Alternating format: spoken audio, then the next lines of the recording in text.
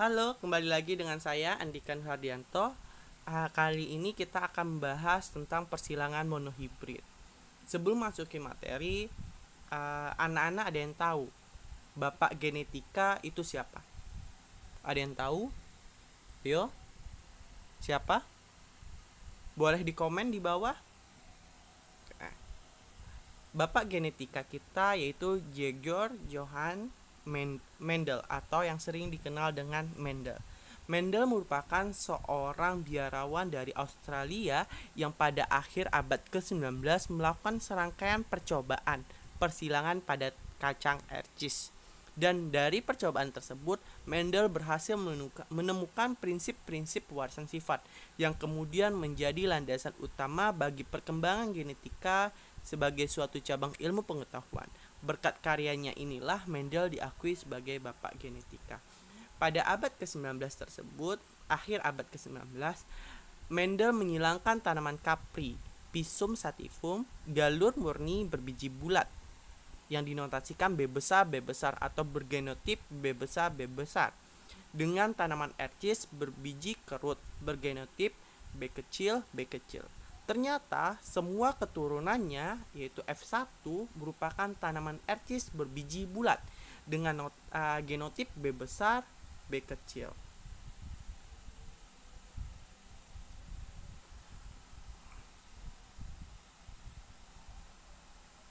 Oke.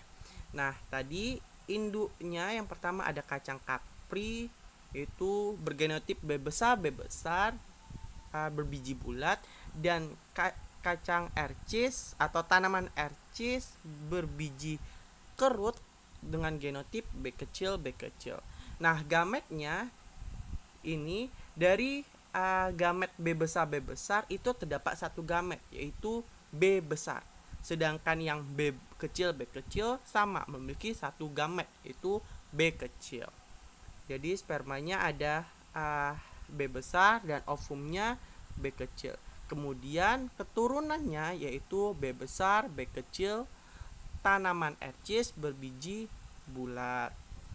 Nah, selanjutnya Mendel menyilangkan tanaman F1 atau keturunan pertama dengan sesamanya. Ternyata hasil dari persilangan tersebut diperolehlah perbandingan F2 atau keturunan 2 yang perbandingannya yaitu 75% bulat dan 25% keriput. Nah, dari gambar perbandingan ini bisa dilihat induk pertama atau P1 itu dikenal dengan parental, sedangkan F itu dikenal dengan filial. Nah, parental pertama B besar dan B kecil disilangkan menghasilkan B besar B kecil, ya kan? Hasilnya yaitu keturunan pertama F1 atau filial 1.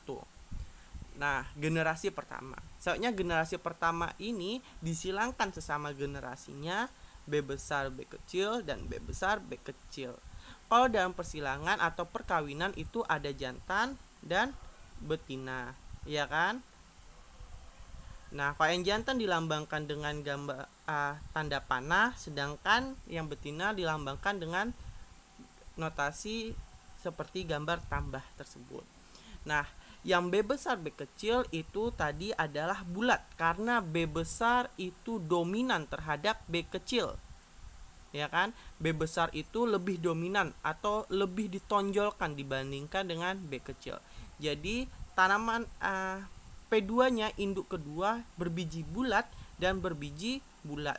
Nah, dia berbiji bulat tersebut masih membawa gen atau DNA berbiji keriput karena dia ada B kecilnya.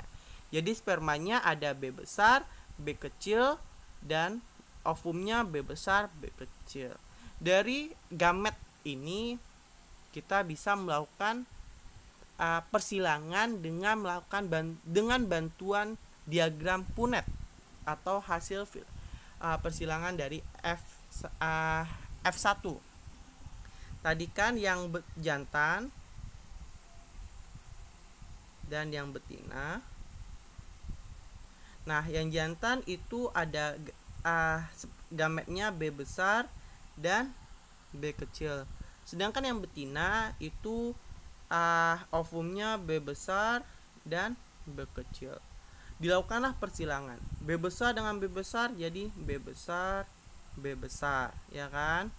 Yang ini B besar dan B kecil, ya kan? Maksudnya yang ini B besar, karena B itu dominan terhadap B besar itu dominan terhadap B kecil, maka yang dibuat duluan yaitu huruf B besarnya. Maksudnya yang ini B kecil, B kecil. Nah, keturunan pada F2 diperolehlah 4 kombinasi yang memperhatikan perbandingannya. Yang ini B besar itu berbiji bulat, ya kan? Berbiji bulat dan bersifat homozigotik, yaitu bersifat satu, hasilnya bulat dan tidak membawa DNA berbiji keriput. Sedangkan yang ini